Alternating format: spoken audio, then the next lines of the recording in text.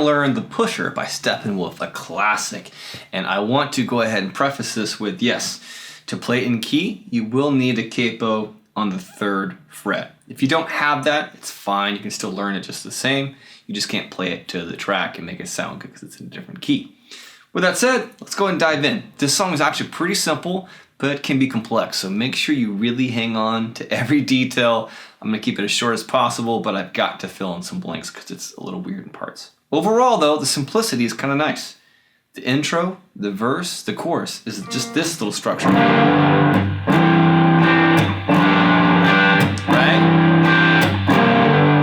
And so what I'm really playing is 3 chords, kind of up and then back. What I'm doing is an E7. So open, second, open, first, open, open. E7. You should know that one. It's an E major without the 3rd finger. That's my first shape. More on that later. The next shape, we're going to call this shape 2 in this particular figure, is going to be an open E string, although I do tend to mute that. I find that E to be a little overbearing with an exception later, so hang on. I play 4th fret on the D, 4th fret on the A string, open D, 2nd fret G, open B, and open high E.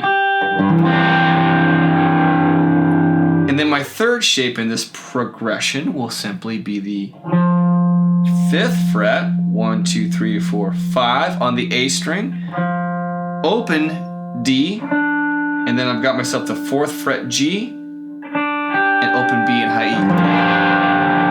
That's shape 3. And you're gonna go right back to shape 2. Just goes up.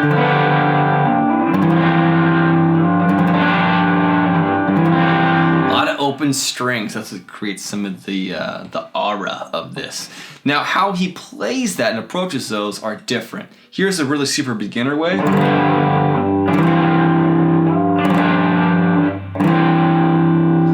To go next level, maybe more intermediate, you want to start giving it this little pop in between, where I'm picking the bottom strings and karate chopping it with the side of my hand at the same time. This is tricky. This does take practice, so work on this if you haven't got already. That. If that's hard, stop and just do that like 10 times to get it right. If you got it, here's what he's doing.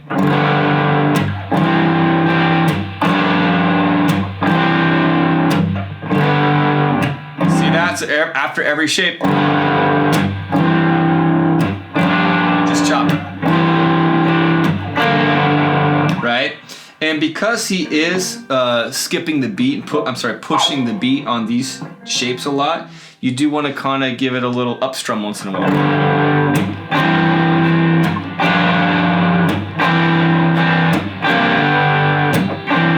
A lot of upstrums for me, just feels more natural. Downstrums on the chuck. So that's part of what makes it tricky.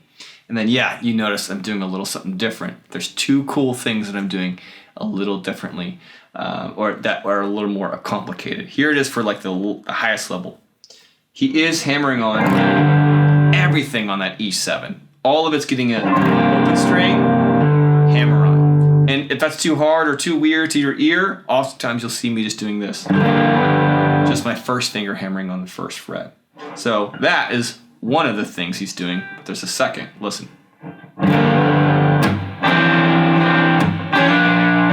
Did you catch it?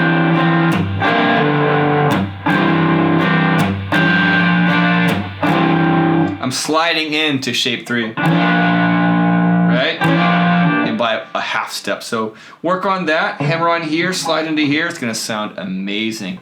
Take your time, get a little distortion on that amp, a little reverb, it's gonna sound great. That right there is most of the song. Now, there is a little tiny section he does at the end of the chorus. Here's all it is.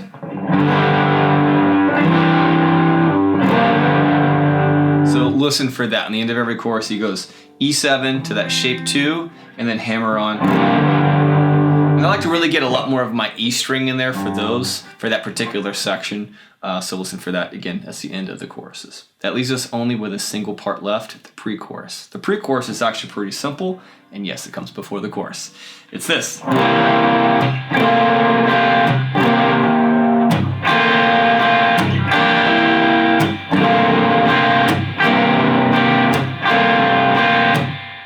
I'm just simply doing an A7. It's an open A, 2nd fret D, open G, 2nd fret B, open high E. And I might hammer it, but you don't have to. The next shape is the coolest shape. That's basically me on the open A, 4th fret D, open G, 3rd fret B, and open high E. Kind of like an E7 shape, but here. So, shape 1, shape 2, shape 3 is now a little different than we've been doing. Basically, it's an A7 scooted up 1, 2, 3 more frets, okay? So, specifically, it's going to be open, 5th fret, open, 5th fret, open. Kind of cool, right? So 1, 2, 3, 4, 5. Make sure you're careful with that because you might get confused because of the capo. So that's 5th fret, right? Oh, sorry. And overall, same kind of rhythm and feel.